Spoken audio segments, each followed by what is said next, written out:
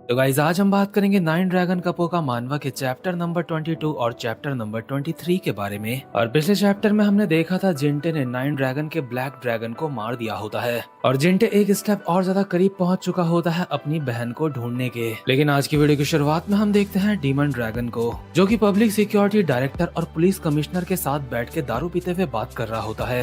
दरअसल demon dragon जो कि नाइन ड्रैगन का हिस्सा है, ये लोग कुछ करने की सोच रहे होते हैं, लेकिन अगर हांगकांग में कोई कुछ भी गलत करता है तो उसे दो लोगों का सामना करना पड़ता है। एक है ट्रायड गैंग और दूसरी है पब्लिक सिक्योरिटी ब्यूरो। ये नाइन ड्रैगन वाले लोग ट्रायड के खिलाफ तो अपना प्लान बना ही रहे होते हैं, साथ ही साथ में पब्लिक सिक्योरिटी के साथ किसी तरीके की मांडवाली करने की कोशिश कर रहे होते हैं, इसीलिए यहाँ पे ये सारे के सारे बात कर रहे होते हैं। पब्लिक सिक्योरिटी का डायरेक्टर डीमन ड्रैगन को कहता है, क्या तुम वहाँ पे वो चीज करने की सच में सोच रहे हो? अब जो भी ये नाइन ड्रैगन वाले लोग करने की सोच रहे होते हैं, पब्लिक सिक्योरिटी ब्यूरो पूरी तरीके से उनके साथ नहीं होता, लेकिन पब्लिक सिक्योरिटी ब्यूरो इस चीज के लिए मान गया होता है कि जो भी तुम करोगे हम बीच में नहीं आएंगे। लेकिन साथ ही साथ अपने ग्लास की दारू एस्ट्रे में गिरा के ये भी साबित कर देता है कि भले ही हम बीच में नहीं आएंगे, लेकिन हमें अपना दोस्त मत समझने लग जाइयो, हम बस वो करने की कोशिश कर रहे हैं जो हमारे लिए सही होगा। और पब्लिक सिक्योरिटी ब्यूरो वालों की कल किसी खास इंसान के साथ मीटिंग भी होती है, इसलिए वो अभी डीमन ड्रैगन को कहते हैं अभी हमें यहाँ से चलना होगा। इसके बाद हम अगले दिन का सीन देखते हैं, जहाँ पे ड्रैगन हेड और रियो एन कार में बैठ के कहीं जा रहे होते हैं।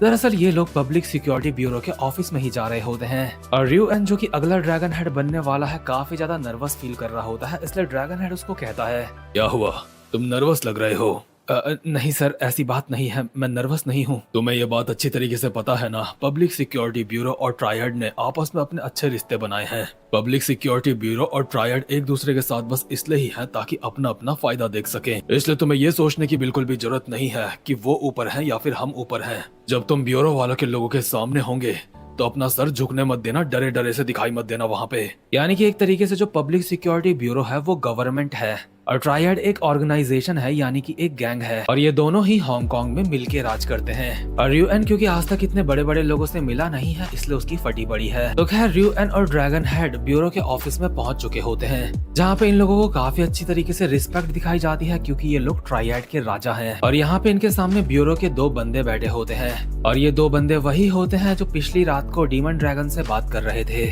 यानी कि एक पुलिस कमिश्नर और दूसरा पब्लिक सिक्योरिटी ब्यूरो का डायरेक्टर।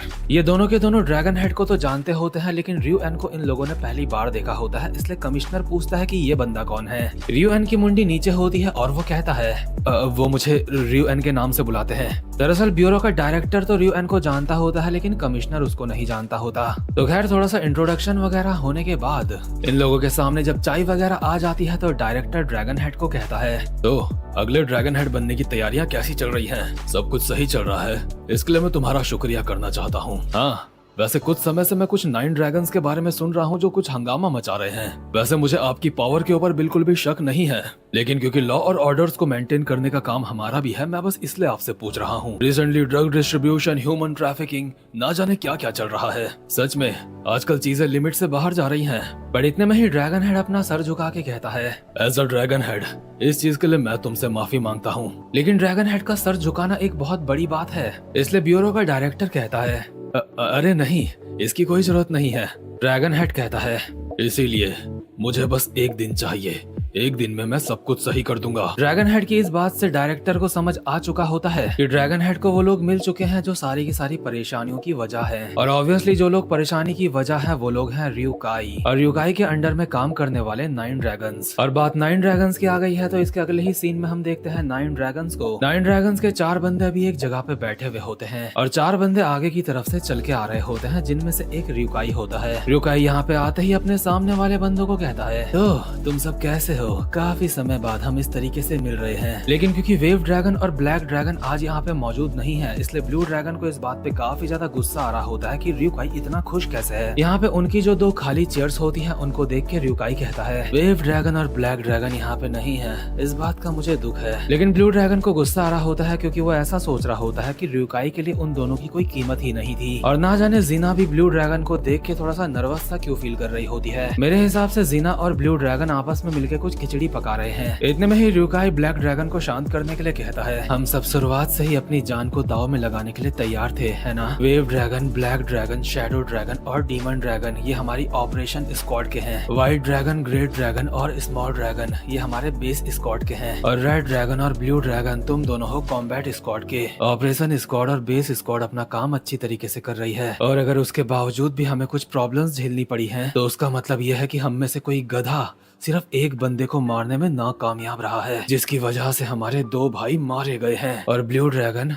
अगर तू चाहता है आगे चल के और नुकसान ना हो, हमारे भाइयों की मौत जाया ना जाए, तो अपने काम पे ध्यान दे बस। एक तरीके से र्यूकाई ने ब्लू ड्रैगन के बिना हाथ लगाए उसके थप्पड़ मार दिया होता है। इसके बाद ये सारे के सारे लोग अपना अपना खाना खाते खाते आगे की बात करने लगते हैं, और इन लोगों को इस बात की खबर पहले से होती है कि dragon head public security bureau से मिलने के लिए जा रहा है, और ड्रैगन हेड ने वहाँ पे क्या क्या बातें करी हैं, इन सबको वो सारी बातें भी पता होती हैं। ऑब्वियसली जो ब्यूरो का डायरेक्टर होता है वो सारी की सारी बातें उसने ही डीमन ड्रैगन को बताई होंगी, और वो सारी बातें कुछ बेसिक सी ही बातें होती है, जैसे कि जिस दिन अगला ड्रैगन हेड बनेगा तो वो सारा का सारा काम कहाँ पे होगा, और वहाँ पे किसी भी तरीके के हथियार लाना अलाउड नहीं होगा, और आम जनता को भी वहाँ पे एंटर करना बिल्कुल भी अलाउड नहीं होगा। और जहाँ पे ये सक्सेशन का काम होने वाला है उस जगह का नाम है कावलून वॉल्ड सिटी का मेन बेस। तो खैर एक तरफ 9 ड्रैगन्स अपनी ये बातें कर रहे होते हैं, दूसरी तरफ ब्यूरो में ड्रैगन हेड अपनी मीटिंग करके वहाँ से निकल चुका होता है, और कमिश्नर डायरेक्टर से पूछ रहा होता है कि क्या हम सच में ये करने वाले हैं, क्या हम सच में ऐसा करने वाले हैं जो इतिहास में पहले कभी नहीं हुआ। डायरेक्टर को इस बात के बारे में अच्छी तरीके से पता होता है कि इस बार ड्रैगन हेड के थ्रोन के लिए काफी ज्यादा खतरनाक पंगे होने वाले हैं, और ट्रायड के इतिहास में ऐसा पहले कभी नहीं हुआ। इसलिए डायरेक्टर कमिश्नर को कहता है, मुझे फर्क नहीं पड़ता कि उन दोनों में से कौन जीतता है, क्योंकि ये जो भी खेल चल रहा है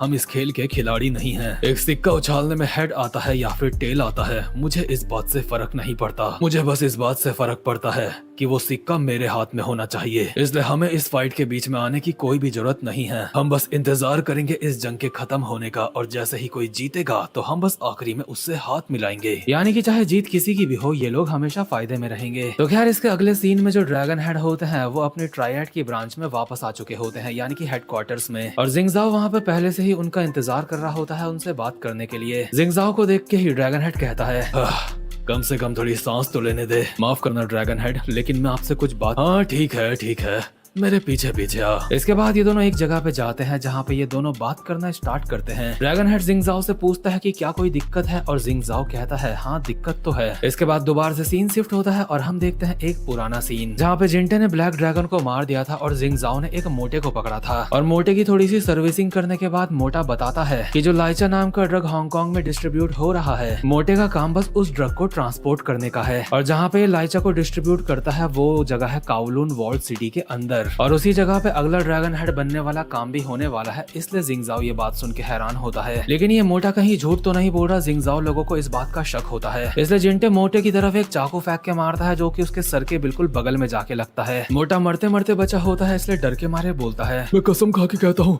मैं झूठ नहीं बोल रहा हूँ, और ये जो लोग वहाँ पे ड्रग ले जाते हैं उनकी वजह से कावलून वॉल सिटी की हालत बहुत खराब है, वो जगह बहुत मुसीबत में पड़ गई है उनकी वजह से। और यही बात जो जिंगजाओ होता है ड्रैगन हेड को बता रहा होता है कि जिस जगह पे अगला ड्रैगन हेड चुना जाने वाला है वहाँ पे कुछ दिक्कत हो सकती है 9 ड्रैगन्स की वजह से, क्योंकि उसी जगह के एरिया पे लाइचा नाम का ड्रग भी डिस्ट्रीब्यूट होता है। यानी कि ये एक कॉमन सेंस वाली बात है कि 9 ड्रैगन्स को इस बारे में पहले ही पता होगा, इसलिए वो उस जगह पे पहले से ही फील्डिंग बिछा रहे होंगे। जिंगजाओ की बात सुनने के बाद ड्रैगन हेड को भी समझ आ रहा होता है कि जिस जगह पे अगला ड्रैगन हेड चुना जाने वाला है वो जगह खतरनाक हो सकती है, लेकिन इन लोगों ने पहले ही काफी सारी जगहों के बारे में पहले भी सोचा है और वो जगह और ज्यादा खतरनाक है, इसलिए ड्रैगन हेड जगह को चेंज करने के लिए तैयार नहीं होता। लेकिन जिंगजाओ को कावलून वॉल्ड सिटी वाली जगह काफी ज्यादा खतरनाक लग रही होती है, पर जैसा ड्रैगन हेड कहेंगे जिंगजाओ को वैसा करना पड़ेगा। इसके बाद सीन शिफ्ट होता है और हम देखते हैं काफी साल पुराना सीन जहाँ पे जिना एक गाँव में होती है और एक घोड़े को घास खिला रही होती है। जिना के साथ उसका भाई जिंटे भी यहीं पे होता है। इतने में ही ये दोनों देखते हैं कि दूर से काफी सारी कार्स इसी तरफ आ रही हैं। वैसे इन लोगों की जिंदगी यहाँ पे काफी ज्यादा शांत चल रही होती है। जिंटे अपने अंकल से जाके पूछता है कि आखिर वो लोग कौन है और यहाँ पे क्यों आ रहे हैं, लेकिन उसके अंकल को खुद बहुत कुछ नहीं पता होता और इससे पहले कि उसका अंकल और कुछ कह पाता, अंकल के माथे में गोली पड़ती है और अंकल वहीं पे खत्म। और देखते ही देखते यहाँ पे काफी सारे लोगों ने हमला कर दिया होता है। जिस जगह पे जिंटा भी रह रहा था ये एक तरीके का छोटा सा गाँव था और जो लोग यहाँ पे आए होते हैं यहाँ पे सारे के सारे लोगों को एक एक करके गोलियां मार के खत्म कर रहे होते हैं। यहाँ पे हर जगह गोलियां ही गोलियां चल रही होती हैं और जीना बेचारी एक जगह पे डर के मारे बैठी भी होती है और जिंटे जीना को आवाज लगाता हुआ बस उसे ढूंढा जा रहा होता है। जैसे ही जिंटे जीना के पास पहुंचता है तो गांव का एक बंदा इनके पीछे से आता है और कहता है, हे,